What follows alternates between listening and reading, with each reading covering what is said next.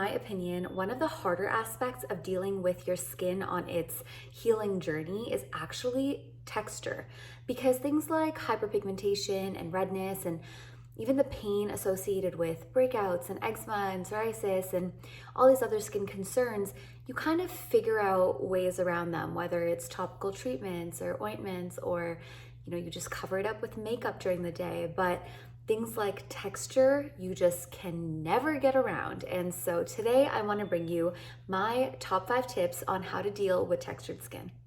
First and foremost, tip number 1 is absolutely go and see a professional, whether that's a dermatologist, a skincare professional, your family physician. Go and show them what your concerns are so that they can offer you their professional opinion. Quite often, we brush off textured skin as being caused by clogged pores or dry skin, but there's so many other things that could be going on, and getting that extra opinion is very helpful. There are things that you might be overlooking, things like eczema, psoriasis, rosacea, and those are quite common and you may have heard of them, but there's also other conditions like pityrisporum folliculitis, which is actually a fungal overgrowth, and things like keratosis pilaris, which is something that's actually often seen with a gluten intolerance.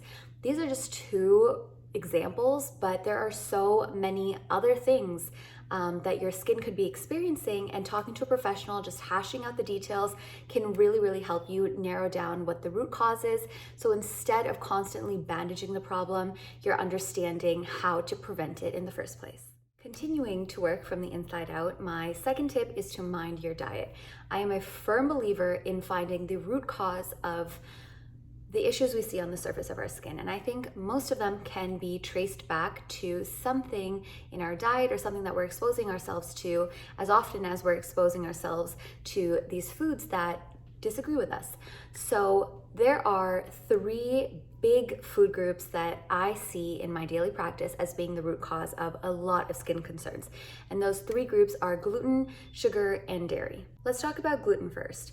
Earlier, I mentioned keratosis pilaris, and while there are no studies directly indicating that there is a correlation between gluten intolerance or celiac disease and keratosis pilaris, there is enough anecdotal evidence that we're kind of starting to see a pattern here, and plenty of cases of keratosis pilaris have seen an improvement in their condition once they remove the offending gluten from their diet. So it's something to be aware of. To explain this scientifically, keratosis pilaris, or chicken skin, as you may have heard of it, it usually appears on your chest or on the back of your arms, and it's that rough chicken skin appearance. It can be caused by a deficiency of vitamin A or essential fatty acids, and both of these can be seen when you have an impaired absorptive capacity of the gastrointestinal tract, which is something that you see with gluten intolerance and celiac disease and plenty of other conditions. Sugar is another offending agent, or high glycemic foods in general. High glycemic foods are foods that cause a huge insulin spike in our bodies once they're ingested. And that insulin spike is actually what causes a lot of sebum or oil production in our skin, and the blood sugar levels being elevated can trigger hormonal fluctuations and inflammation, all of which encourage acne.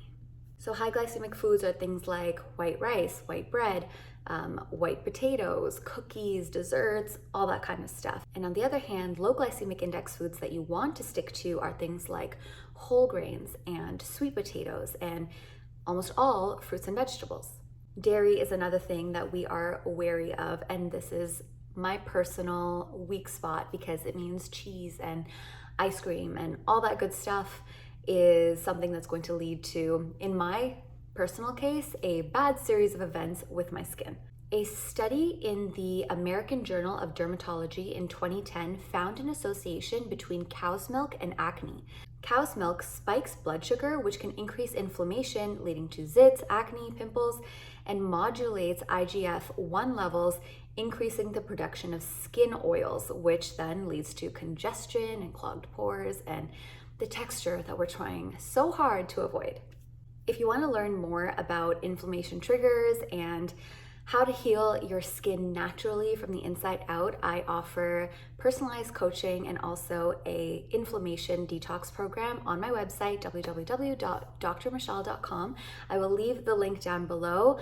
In it, we go through an elimination diet of inflammatory foods and then the re-implementation process of each food group so that you can understand down to a almost clinical level what your reaction to each and every inflammatory food group is, so that for the rest of your life, you're not flying blind trying to avoid all food groups that may be inflammatory or triggers to your skin or your overall ill health. And you can really get to the bottom of what suits you, what doesn't suit you, and approach the rest of your life in a more balanced and sustainable way. Besides just eliminating things from your diet that are going to harm you in the long run, whether that means on a surface level where they are causing fluctuations in your skin health, or on a internal level where they are altering your gut microbiome and things like that, it is also so important to fuel your body with the things that it needs, the micronutrients that it requires in order to do the jobs that we need it to do. So the way that I do that is with a green juice every single day. I like to start my day with a green juice on an empty stomach, and this is something that I do not compromise on. I like to do it on an empty stomach because I find that it's absorbed better. It sits in my stomach a lot nicer rather than when I have it after cooked foods. And I like starting my day that way. It means that I don't have to start with coffee that early in the morning. I make healthier decisions as the day goes on because I've started on a good foot, and I can rest assured knowing that I'm meeting my quota for the day when I'm packing so many of my needed micronutrients in this one drink first thing in the morning and getting a huge chunk of that quota done and dusted. The green juice that I've been gravitating towards lately is the TEAMI greens powder. And this is incredible because you don't have to buy a whole bunch of produce and monitor when it's going to go bad, go through the process of blending or juicing it every single morning. It just saves you a lot of time, energy, and mess when you can just take a really well-made powder, put it in water, stir it up, and drink it. And if you don't want to put it in water and drink it, because I understand the taste isn't always that palatable, which this is actually one of the better tasting juices that I've tried. I drink quite a few, and I have been through quite a few, and this is probably the mildest tasting one. So I really enjoy it, and best of all, because it's so mild, I can put it in desserts. So what I like to do is I like to put it into an acai bowl. And when I blend the powder with really tart fruit like raspberries, frozen raspberries, as well as the acai powder, and I like to add in things like maca, it just masks the flavor so well, and I'm getting all my micronutrients in. And this powder contains amazing ingredients. It has things like wheatgrass, matcha powder, spirulina, chlorella, chlorophyll, spinach, broccoli, celery, parsley, Garcinia cambogia, grapeseed extract, kelp. This powder is just so well-rounded. It really does so well in your stomach. It tastes delicious, and I've noticed such a balance to my energy levels throughout the day when I drink the powder. I have been drinking it for the last month or so, and my skin has been doing so well. It's not been textured at all. It's been really, really balanced, especially with the fluctuating temperatures outside, and my energy has just been impeccable. I actually wake up at between 5 or 6 every single morning, and not for lack of being able to sleep, but because I'm actually rested and energized by then. And this is regardless of if I sleep at 10 or if I sleep at 2 in the morning. So I just feel a huge difference when incorporating this into my daily routine, and it does wonders for your digestion. Tip number 3 is to double cleanse. I have spoken at length on double cleansing in previous videos, so if you would like, I will link them over here or over here, I'm not sure which side it goes on, and down below in the description, and you can go and watch that video to find out the whole story of why double cleansing is so important. But long story short, the reason you want to double cleanse is because the first cleanse doesn't actually clean your skin, it cleans what's on top of your skin, and that's whether you have wiped it down with a makeup remover or wipe for whatever reason or not. There are things that sit on top of your skin surface whether you apply cosmetics and products or not. And these are things like sweat and sebum and pollutants and free radicals and things that over time cause damage if they remain on your skin. So the first time that you cleanse your skin, you're only removing that, you're not actually cleansing your skin. And that is why the second step is so important, so that you can actually go in and have the healing ingredients from your beautiful cleansers actually penetrate and be applied onto your skin surface, rather than just moving around whatever's on top of your skin. So check out those videos, you'll find out more, but it is a crucial step to prevent texture in your skin. And when I incorporated it into my skincare routine, it changed my life. So I swear up and down by double cleansing. My next tip is exfoliation, but the reason why I'm putting this so far at the end of the list, this is, I believe, step number 4, is because a lot of the time when we have textured skin, we want to go at it vigorously with something to polish it down, but that is so aggressive and our skin fights back. It might be soft for the time being, but you will wake up in 2 or 3 days' time and your skin will have another flare up because it's fighting back against all that aggressive action that we're doing to it. And so I want you to try and take a step back from exfoliating until it's absolutely necessary or once in a while. I want you to focus on cleansing and being gentle and really nourishing your skin and being delicate with it, because it is so delicate, rather than being so harsh, whether that means physical exfoliants or chemical exfoliants. Personally, I am not a big fan of physical exfoliation. I just can't get out of my mind the micro tears that I'm causing with the beads and the like pumice stone type texture of physical exfoliants. And so if you can find one that's really gentle, like the Dermalogica powder or something that's really, really finely milled, that I love. But things that have walnut seeds and apricot seeds and that kind of stuff, oh my goodness, it is too aggressive and your skin will not like it for the most part. It can feel really nice to kind of get in there and be rough with your skin, but believe me, less is more.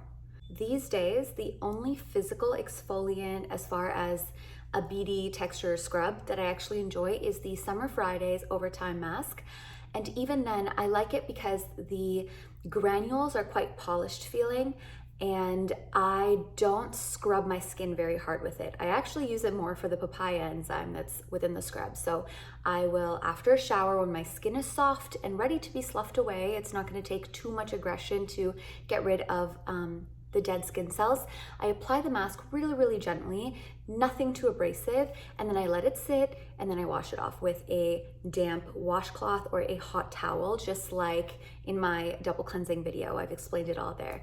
But in this way, it's a really soft polish, and I only do this about once a month, to be honest. People quite enjoy exfoliating their skin on a daily basis, and if you enjoy it, I suppose to each their own, but I promise you, you could probably scale it back. Your skin doesn't regenerate or get rough or build up dry skin that quickly, so you don't need to polish it away constantly because your skin is going to start overproducing skin cells, be aggravated, and then form more texture in the long run. The physical exfoliation I do enjoy, however, is actually dermaplaning. And even with dermaplaning, I don't do it on areas of my skin that have visible breakouts or texture. I never do it on skin that is already aggravated. Only when my skin is smooth, I do it to exfoliate my skin, make it a little brighter, remove any peach fuzz that I have. And again, I only do this once a month on a different week from when I'm doing my overtime mask, and I'm very, very gentle with the process. Chemical exfoliation is wonderful as well, but even with chemical exfoliation, less is more. You want to pick 1 or 2 products and use that at the most. Do not pile on absolutely everything in your pantry or in your skincare pantry onto your skin every single night and every single day. It is going to react. The ingredients are going to react with one another, and that reaction is going to take place on your skin, which is not what we want. So really look into which skincare ingredients to combine with one another and which not to. I have a lot of posts on my Instagram and on my blog pertaining to which skincare ingredients go well together as far as acids and active ingredients like vitamin C and niacinamide, etc. And which to not use at the same time. So really look into the content of your skincare and don't mix and match too many products. This is actually a huge source of skin aggravation and texture that could go overlooked because you think the more you're going to use and pile on, the better your skin is going to react, not knowing the whole time that is actually aggravating your skin more than it already was. Last but not least, the final tip is quality sleep. I know this sounds like a cliche, but you cannot discount the importance of sleep on how your skin heals and repairs and regenerates itself. When we sleep, number one, cortisol levels drop. Cortisol is the stress hormone, and when that drops, it allows skin to heal itself. When cortisol is high, it can interfere with wound healing and promote early aging and lead to skin flares, especially with things like psoriasis. There's a reason why during the most stressful periods of our lives, our skin really does look haggard. It kind of looks gray, it doesn't look as radiant, we look tired. It's because we're not getting that rest and relaxation that we need. Beauty sleep is a really real thing. You need it. And whether that means that you have to take magnesium or melatonin at night, if you can, taking CBD, I'm a big proponent of CBD. Whether that means avoiding blue light, cutting yourself off from caffeine after 3 p.m., whatever that means for you to get your sleep hygiene right and to help you get a good few hours of rest, you need to prioritize that. Do not overlook it. Overnight, the skin usually goes into rest and repair mode, and it removes toxins and it allows your body to regenerate the cells of that organ so that you can wake up looking fresh and youthful and revitalized. These days, quite often we normalize this battle of who can function on fewer hours of sleep, and that is not a badge of honor you necessarily want to have. Yes, lives are busy and there are a lot of things going on in the world right now. And if you are on the front lines, or if you're working a really busy job, if you're juggling children and multiple jobs and a whole host of responsibilities, it can be hard to get in that valuable rest time. I get it. But you have to try and make that a priority, just like anything else, because in the long run, if we don't have our health, we don't have anything. And sleep is the way that we allow our body to get back to that health every single day. We can't overlook it. So that is all for this video. Those are my top 5 tips on how to reduce texture in your skin, and they will work immediately. That is the best part. If you would like to see more tips, please let me know down below. And if you have tips of your own, I would love if you could share them with me. And I would love to create a video showing you how I dermaplane my face, how I microneedle my face, things like that, things that are a part of my regular skincare regime. Even if I don't do them every day, or if I'm limiting them to once in a while, they really go a long way in maintaining the youthfulness of my skin, knock on wood. And I would love to share them with you so that you can do them safely yourself. So any input you have for me, please let me know down below in the comments. And if you did enjoy this video, please like and subscribe and share it with your friends. It allows me to create more content based on what you're enjoying and less of the stuff that you don't even like. Okay, that is all from me for now, and I will talk to you soon. Bye.